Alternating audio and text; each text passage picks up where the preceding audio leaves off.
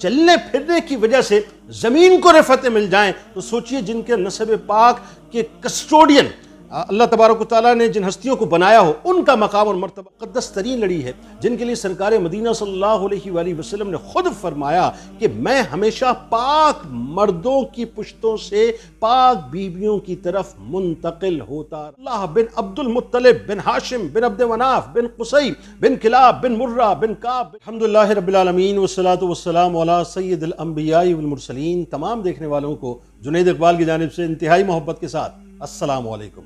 ناظرین کرام، سلام النفوس قدسیہ پر جن کو سرور دو جہاں صلی اللہ علیہ وآلہ وسلم کے اجداد ہونے کا شرف نصیب ہوا، سلام النفوس قدسیہ پر جن کو وجہ وجود کائنات کے نسب پاک سے منسلک ہونے کا شرف نصیب ہوا، سلام ان نورانی پیکروں پر کہ جن کا وجود نور حبیب خدا صلی اللہ علیہ وآلہ وسلم کی محافظت کا سبب بنا، سلام ان پیکران طہارت و عصمت پر جو نور مصطفیٰ صلی اللہ علیہ وآلہ وسلم کی منتقلی کا سبب بنے، سلام نسب مصطفیٰ صلی اللہ علیہ وآلہ وسلم کے ان پاک نفوس پر کہ جن کی پاکی کا اظہار خود مصطفیٰ کریم صلی اللہ علیہ وآلہ وسلم نے فرمایا، سلام نسب عالی کی ان عالی مرتبت ہستیوں پر کہ جن کے اعلیٰ ہونے کا اظہار خود محبوب خدا صلی اللہ علیہ وآلہ وسلم نے فرمایا، سلام ان بزرگ ہستیوں پر کہ جن کی بزرگی کے سامنے زمین و آسمان انتہائی ادب کے ساتھ سر جھکاتے ہیں، سلام اس شجرہ پاک کی سنہری ترین لڑی پر کہ جن کی توقیر کے نغمے شجر و حجر گنگناتے ہیں۔ اب میں یہاں رک کے ذرا سا آپ کو بلا تمثیل ایک بات عرض کر رہا ہوں، اس کو سمجھنے کی کوشش کیجئے گا کہ اس دنیا میں اگر کسی کی اولاد دینی اعتبار سے یا دنیاوی اعتبار سے کوئی کامیابی حاصل کر لیتی ہے یا ترقی کے منازل طے کر لیتی ہے تو لوگ ان کی شان میں اس طرح سے قصیدے پڑھتے ہیں کہ صاحب کیا شاندار اولاد پیدا کی ہے اور کیا کمال ان کے والدین ہیں، کیا تربیت کی ہے، کیا اجداد ہیں، نسلوں میں کوئی اچھا خیر کا کام ہوگا جس کی وجہ سے اللہ تبارک و تعالیٰ نے اولاد عطا کی ہے۔ تو ذرا سوچئے، اب ایک لمحے ذرا توقف کر کے سوچئے، جن کی زبانیں دراز ہوتی ہیں نا، میں ان سے عرض کر رہا ہوں کہ جن کی ہستی وجہ وجود کائنات ہو، جن کا صدقہ دنیا و آخرت میں نجات ہو، ان کے اجداد کی کیا ہی رفتیں ہوں گی، کیا ہی بلندیاں ہوں گی کہ جن کو رحمت للعالمین بنا کے اللہ تعالیٰ نے اس کائنات میں بھیجا ہو کہ جو نہ ہوتے تو اللہ تبارک و تعالیٰ اس کائنات کو خلق نہ کرتا۔ وہ اعلیٰ حضرت نے فرمایا نا کہ وہ جو نہ تھے تو کچھ نہ تھا، وہ جو نہ ہو تو کچھ نہ ہو، جان ہے وہ جہان کی، جان ہے تو جہان ہے۔ یعنی جن کو اللہ تبارک و تعالیٰ نے خلق فرمایا اور ان کے خلق فرمانے کے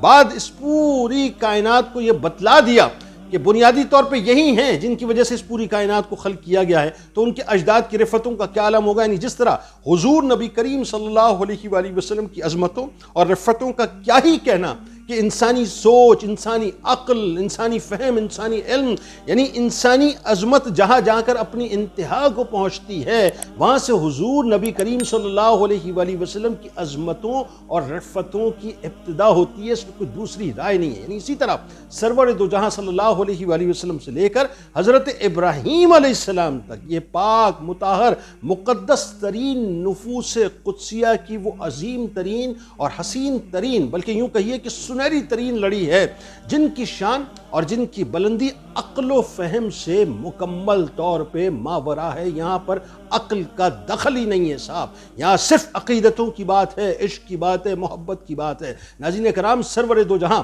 صلی اللہ علیہ وآلہ وسلم ذرا تصور کیجئے، جس بستی میں،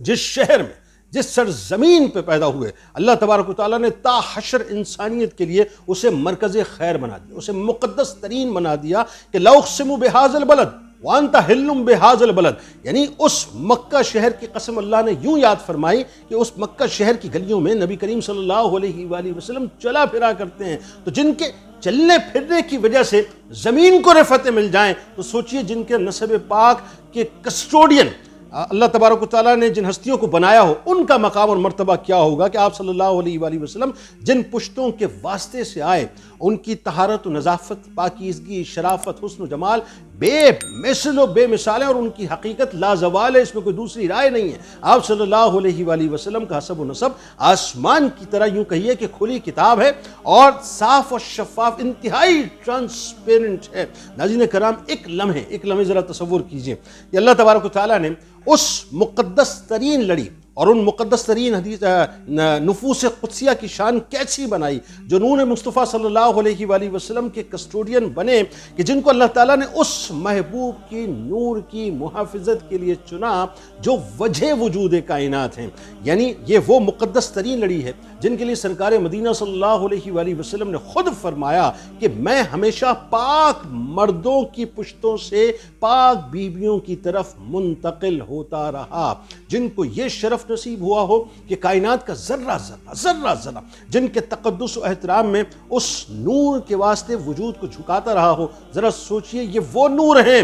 جو نور آدم علیہ السلام کی پیشانی میں چمکتا رہا، یہ وہ نور ہیں جو ابراہیم علیہ السلام سے ہوتے ہوئے پھر جناب عبداللہ علیہ السلام کی مبارک پیشانی میں روشن ہوئے، یعنی محمد بن عبداللہ بن عبد المطلب بن ہاشم بن عبد مناف بن قصی بن کلاب بن مرہ بن کعب بن لوئی بن غالب بن فہر بن مالک بن نضر بن کنانہ بن خزیمہ بن مدرکہ بن الیاس بن مزر بن نزار بن ماد بن عدنان، ان سے آگے حضرت ابراہیم علیہ السلام تک یہ سلسلہ اسی انداز سے بڑھتا رہا اور اسی انداز سے اپنی رفتوں کو پہنچتا رہا۔ یعنی مجھے کہنے دیجئے، جو امام الانبیاء کے اجداد گرامی ہوں،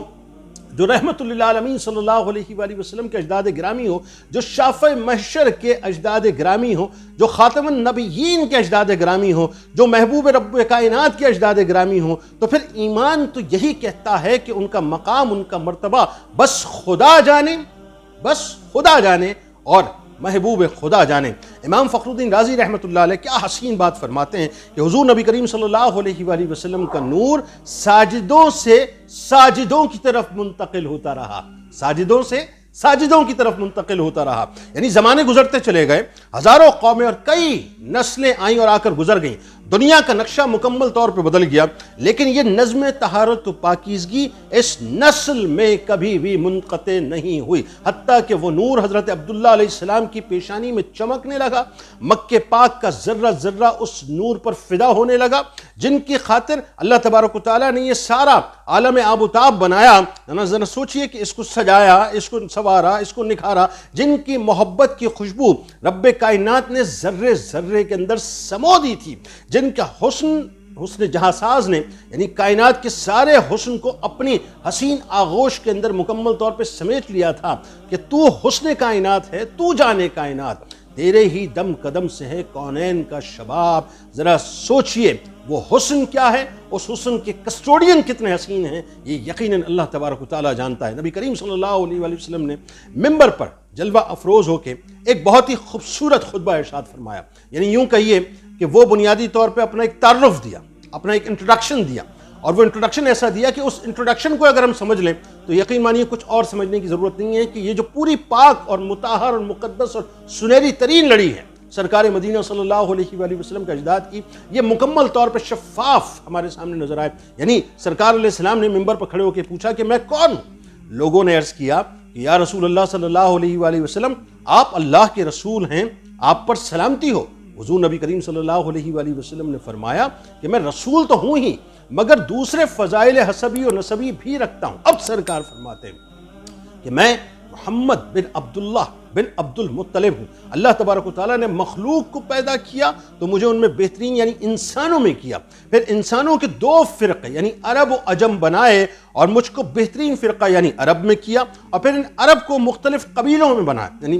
قبیلوں میں تقسیم کیا، اور مجھ کو بہترین قبیلے یعنی بنو قریش میں بنایا، اور پھر ان قریش کو کئی خاندانوں میں تقسیم کیا یعنی ان کے کئی خاندان بنائے، اور مجھ کو بہترین خاندان یعنی بنی ہاشم میں بنایا۔ پس میں اپنی ذات کے اعتبار سے بھی سب سے افضل ہوں اور خاندان کے اعتبار سے بھی سب سے افضل ہوں۔ لہٰذا نبی کریم صلی اللہ علیہ وآلہ وسلم کے اجداد